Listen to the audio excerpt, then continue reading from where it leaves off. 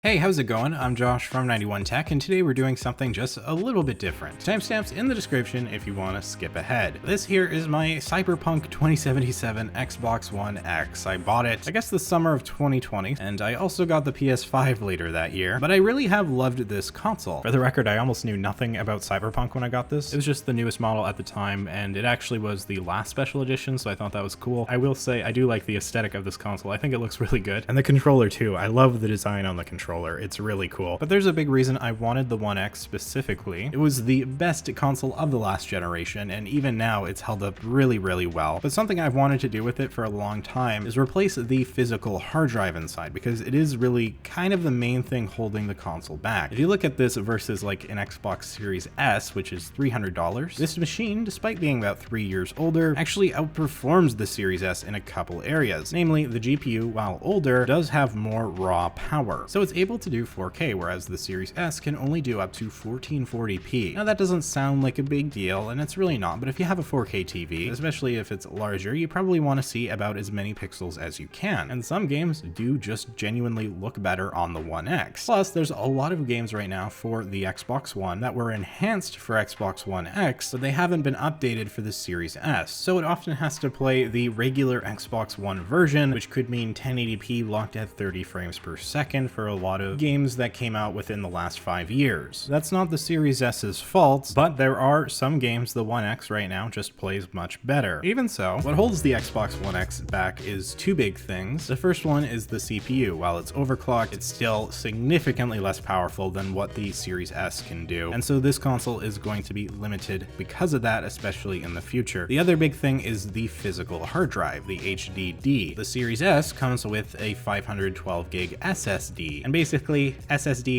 way faster than an actual physical hard drive. They're more expensive, and that's why we're only seeing them in consoles now, but we can put one into the Xbox One X, and doing so could speed it up to be a lot closer to the Series S than you would expect. Mind you, with the SATA connection, it's not going to be quite the same thing as an NVMe drive on the Xbox Series S, but it is still going to be pretty darn fast compared to what we have right now. Plus, the console can still play 4K, which the Series S can't. Now, you're not going to get quite as consistent frame rates in a lot of ways. Newer games are probably going to run better on the Series S just because they're actually properly enhanced for the Series S. And the reason the Xbox One X holds up as well as it does, games coming out right now and from the previous years, they're being made for those old processors from 2013, and because the One X is a beefy version of that, it's able to handle it fairly well, and so you're getting pretty good frame rates or more consistent frame rates even playing games at 4K. This is a powerful machine held back by the limitations of its time, but with an SSD we can definitely get it a lot closer to this current generation, at least where it is right now. So we're gonna do that. Now, there's two ways of going about installing an SSD. The first one is the one I recommend doing because it's easy, and that is an external SSD. The one you should probably go for is like a T7 Samsung SSD. You could do a 500 gig, you could do a terabyte, but you just copy your games onto that, and then you can play from there over USB, and it's fast. It's a lot faster than the physical hard drive to play games on there. It's relatively inexpensive, it's easy, it's kind of just the way to go. Later on, I actually run a couple of speed tests of the internal SSD versus running a game off an external SSD, and the results, without spoiling anything, are very, very similar. So an external definitely worth it, and way better times than the old hard drive for sure. It's also worth mentioning, while there will be a bit of a performance boost going with an internal SSD versus external on the Xbox One X, there will probably be very little to no difference on the Xbox One or Xbox One S. This is due to the SATA connection there using slower speeds. Thus, if you're on an older Xbox, definitely just do a USB 3 external SSD option. It's much easier, and I'd still recommend it for the One X regardless. Just wanted to clarify that. But in this case, do as I say and not as I do, because we're going to go ahead and install an internal SSD, because why not, right? So I have here a Samsung 870 EVO. It's 1 terabyte in storage space, and what we're going to do is we're going to open up the Xbox One X and replace its current hard drive with this instead. So this means a lot faster boot times. The software itself should move quite quickly. The UI on the Xbox One X is really disappointingly slow at some points, and so this should at least help with that. An external SSD really only affects games, which is the important part, but for me, I like having my UI nice and spiffy, but also it will technically be a little bit faster in games, as you're not limited by USB 3. I'm also going to have some boot up tests near the end just to show the difference, and so again, timestamps are in the description. I'm not going to show the entire process of how I do this. There are better tutorials out there. I am not a professional, and no doubt I would make professionals watching this get angry. I tend to be lazy when I do this kind of thing. It's just who I am as a person. But yeah, we don't actually need much. You need a decent toolkit, so I've got the iFixit one that's pretty basic. It's got pretty much anything you could need. Now, I believe it is possible to clone the hard drive and thus take literally everything on your current Xbox and move it over to the new SSD without actually messing with anything. Originally, this was my plan and I was going to clone the hard drive, but I kind of realized that I don't actually have anything on that old hard drive that I really need to keep. All my saves are backed up to the cloud. Thus, all I have to really do is just re-download the games I want. So what we can do instead is just put the unformatted SSD straight into the Xbox One X, and we'll be able to reset it using an offline firmware update that we'll be downloading onto a USB flash stick that needs to be at least 8 gigabytes. But we'll get to that a bit later. Keep in mind that opening up your Xbox One X will void any kind of warranty you might have. You probably don't have a warranty anymore. I believe the limited one is only a year, so I don't have one at this point and I'm not concerned. And that's about it. So let's get started here. So the first and most difficult task is pull off the sticker covering the right side screw on the back of the console. I know, I barely got this done myself. Luckily, the rest of it was much easier. Okay, then we use a T10 Torx screwdriver to remove the 2 screws on either side of the console on the back. Then we're looking at the console from the side, and then you kind of push it towards or pull it towards where the front panel is, it being the upper casing, of course. And then it kind of comes up, and then it's just a matter of finagling it off with the tabs kind of holding it in there. And then voila, we get to see into our Xbox One X. Well, kind of, not really. There's still some work we'll need to do to be able to actually get to the hard drive. We can, however, see the front panel. And if you look to where the power button would be, you can see that little ribbon cable. We will be removing that, as well as unscrewing the 3 screws from the front panel. I kind of did this in the wrong order. You should probably disconnect the cable first, just so you don't accidentally bend it the wrong way or something. But once we have those 3 gold screws out, we use this little plastic pencil looking thing to kind of just pick up the little lever holding the ribbon cable in place. And then it's a matter of just sliding out the ribbon cable. Because I've already unscrewed it, I actually just kind of lift the front panel off and it pops right out. Be careful with that. You don't want to damage that, or you could have issues with the power button, and that would be bad. And now we're going to actually get inside this thing. So if you look at the top here, right now it's just kind of this metal bracket case thing. And so there's quite a few screws we need to get rid of. Again, this isn't a tutorial. I'll have an iFixit link in the description. That's what I use to get this open and done. There's 6 that need done with the T10. And then on the bottom corner here, there's 2 with the T8. A lot of screws we do not remove yet. So we can lift this little press connector, I believe it's called, up and away from the case. Be gentle, but it's easy enough to lift off and reconnect it later. And now we're gonna flip over the console and take off the bottom casing. It just slides off, and then there's 2 screws we need to get rid of, and they're both T10 Torx screws. Not get rid of, unscrew. Please don't get rid of them. That would be a bad idea. They are different sizes, so make sure you remember which screw goes where. Then we can go ahead and just lift off the lower metal case. The disk drive kind of pulled up a little bit with it, but you don't want to bring that off, so you can kind of just push that down. And now we flip over the console yet again. Be careful with the disk drive, as it's not really held in with much. And now we're removing some more screws. These 4 here, woohoo. And these are the ones actually securing the hard drive to the metal case. So we're getting there. Now that that's unscrewed, we have to flip the console back over again. And we're going to actually kind of unhook the disk drive and then just kind of plop it on the power supply for now. That way we don't have to actually disconnect anything. And then we can actually see part of the motherboard there. So we're going to disconnect this cable here. This is for the hard drive. All we have to do is kind of just pull on it and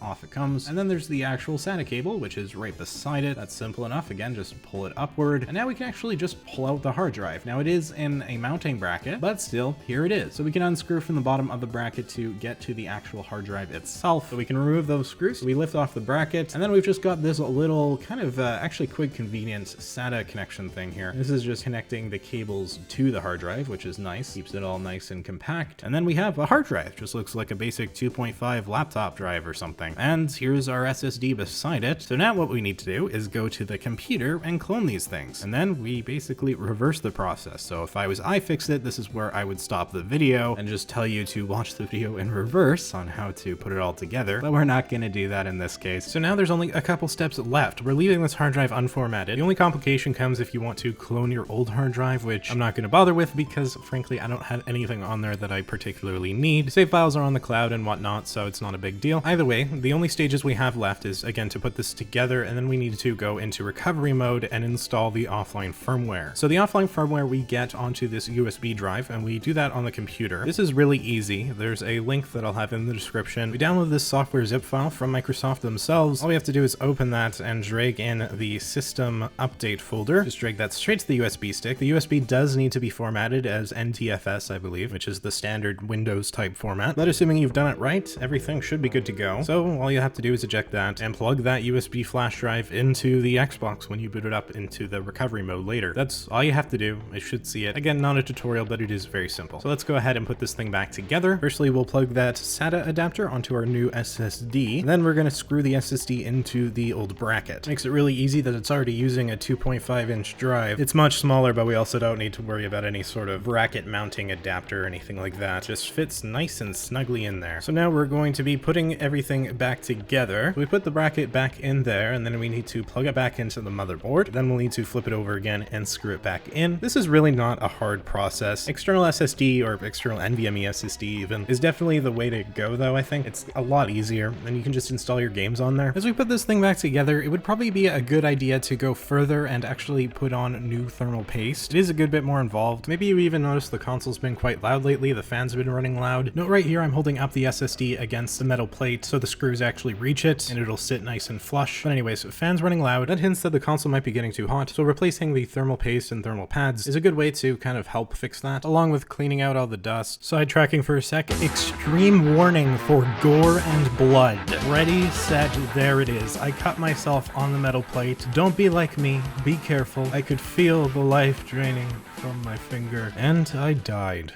But I lived and continued putting this thing back together. The back thermal paste could help with a hot console, and even if it seems to be fine, it is just a good idea to do. I didn't bother. I'm not unfamiliar with this process. A while back, I even did a Switch Lite case swap, which was really involved. Don't recommend going through that. It's a lot of work, but I repasted that, and it's just a good idea. But I've had this for 2 years. I haven't really used it that much, so maybe I'm just trying to justify my laziness, but I didn't think it was too necessary. Probably a good idea, though, along with just a general cleanup. So now we're putting the bottom plate back on. It kind of clicks in and then we need to screw all the screws back in. There's a couple we have to do that specifically attach to kind of that disk drive, fan hard drive area we just saw. If you remember, those two screws were 2 different sizes, so watch out for that. And then once that's done, we're going to put on the bottom part of the case back on, and then the rest of the screws on the top actually go all the way down, and so they keep the entire thing together. There's very little left at this point. We reconnect the press connector and screw it in, and now it's the 6 main screws from the beginning. We just need to screw those back in. Then we can't forget about the power button and the front panel. I know I'm kind of rushing through this, but it's not really a tutorial, so we're putting the front panel back on, and with that, we've pretty much got it all done. So this is the Xbox One X. We can put the shell right back on top. That honestly took me longer than it probably should have to click it back on. It's like I forgot how I took it off, even though I don't think I did, but the way the tab's going, it's just a little bit funky, so it took me a few tries. Being careful, I didn't want to snap anything, of course. But once that was done, I went ahead and re-put in the screws on the back, and that's it. We've got our Xbox One X back to normal, all put together nice and clean. So hopefully it actually works and I don't have to take it apart again. And booting it up for the first time, sure enough, it does. We get this kind of debug screen saying that something went wrong, restart this Xbox or troubleshoot. And this is where the USB flash drive comes into play. And so now all we have to do is plug in that USB. Again, it has that offline firmware on it, and that's about it. And then in the options here, you want to go to troubleshoot,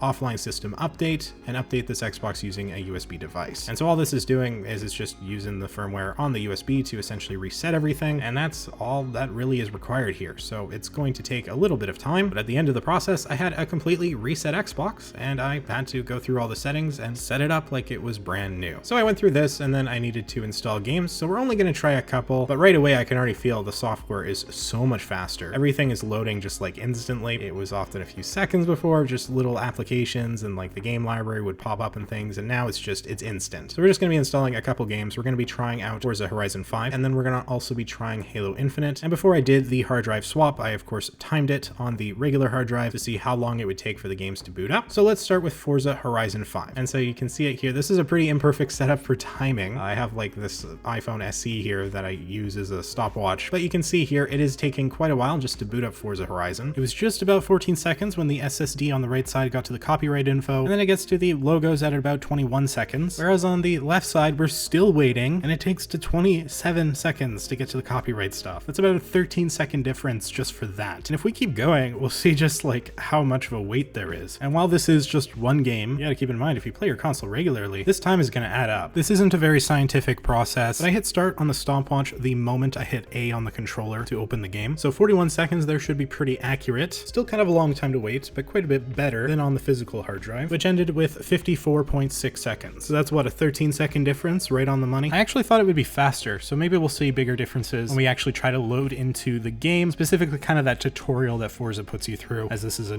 brand new save file. Now this specifically may not be a fair comparison because I did get this data syncing pop-up on the left side there with the old hard drive, whereas I didn't get that on the right side. Now I don't know if this was a coincidence or if maybe it went so fast on the right side that it didn't need to do that. This was essentially a first-time startup for both sides. There should be no reason they would be different, but we're gonna count it, but that is a good few seconds. You could probably knock off the end time here. And I did this like, what, 6 months ago now? So I've actually forgotten what these times were. We're kind of experiencing this together, but it's clear right off the bat just how fast that SSD is. I've sped it up here, but this took so long that I actually had moved on the SSD side of things, so I had to just kind of cut it here. And I called it the exact frame that the Xbox Studios logo popped up. But while we had 31 seconds on the SSD, we got about 1 minute 11 seconds on the old hard drive. That is a massive difference. That's over double. So very impressive showing from the SSD side. And we're gonna move into Halo Infinite now to see if there's much of a difference there. This is Halo Infinite about 6 months ago, so about the exact same it is today. No, they've actually updated a bit, but we're gonna just load up the game, and then we're also going to try just loading into a custom lobby and see how long it takes. Right from the get-go, you may have noticed a little bit of a delay on the non-SSD side for even just having the launch screen pop up. I pressed them at the exact same time. I double-checked that, so just another subtle way the SSD is faster. I speeded up 4 times a bit here again, but we end up with 37 seconds on the SSD side of things, and after speeding it up again, we end up with about 54.94 seconds on the old hard drive. So approximately a 14-second difference, very similar to the Forza Horizon results getting into the menu. So next is a custom lobby. So we're just going to be loading in a basic map on basic Slayer settings, and it's just me. I don't have any friends. I'm just going to start timing it from the time that I hit play. This includes the whole 3, 2, 1 countdown. That's not actually 3 seconds. Speeding past the initial loading here, we see that we get into the game at about 31 seconds on the SSD side. Now initially it just is kind of showing the map off, and there's a bit of a delay before you actually get into game, and it shows the little animation of your character. Important to note, because if we speed this up again and we wait around for the hard drive to catch up, and it takes a while, we end up with a time of 1 minute 8 seconds, which is a massive difference. But not only that, you'll notice that it skips the opening animation, or it kind of joins it when it's just showing your guy about halfway through, even though it's literally just me. It still took so long that it started the game before we loaded in, or more or less. Technically we still get in game, but we missed out on some of the opening there. So out of all of this, surprise, surprise, the SSD is way faster. So an internal SSD, definitely worth it. But what about an external SSD? Well, let's run a few tests and find out. Now, unfortunately, I didn't do this before I swapped over to the SSD, so although we will be booting these games off of the external SSD, specifically a Samsung 1TB T7 over USB 3, the boot drive itself is still an SSD, so there might be a bit of a performance boost because of that. Regardless, I think this will show just how little difference there is. So going ahead and speeding right through this here, getting to the Forza 5 menus, we get 38 seconds on the internal SSD and 40 seconds on the external SSD. Only 2 seconds, that's pretty insane. Loading into the actual game itself, we get 37.5 seconds on the internal SSD and an extremely slow 38.9 seconds on the external. Yeah, again, very, very little difference. So let's move over to Halo Infinite. Getting into the menus here, I'm calling this right when I see the little A to continue or whatever it is. 31.9 seconds approximately for the internal SSD and 34.4 seconds for the external. So about 2.5 second difference. From what we've seen so far, that tracks pretty well. And if we actually get into a custom lobby once again in Halo Infinite, we get in slightly faster on the internal SSD at 35 seconds versus about 36.3 seconds on the external SSD. Surprise, surprise, very similar results, almost enough to make me question why I went through this whole process in the first place, but not quite, because I did know this was going to be the case. I should have probably tried the external SSD before the upgrade. While there might be a bit of a greater gap if you were still running the old hard drive as the boot drive, it would probably be pretty minimal. The biggest upgrade with an internal SSD specifically is going to be the overall operating system experience. Everything's going to be more fluid, faster. The software on Xbox Xbox One is just laggy and slow for some reason, and the SSD, while it doesn't fix that completely, it makes it a heck of a lot more bearable. Even so, you're not usually going through the menus for a long period of time anyways, so an external SSD for your games, definitely a good way to keep your console relevant well into this new generation of gaming at this point. So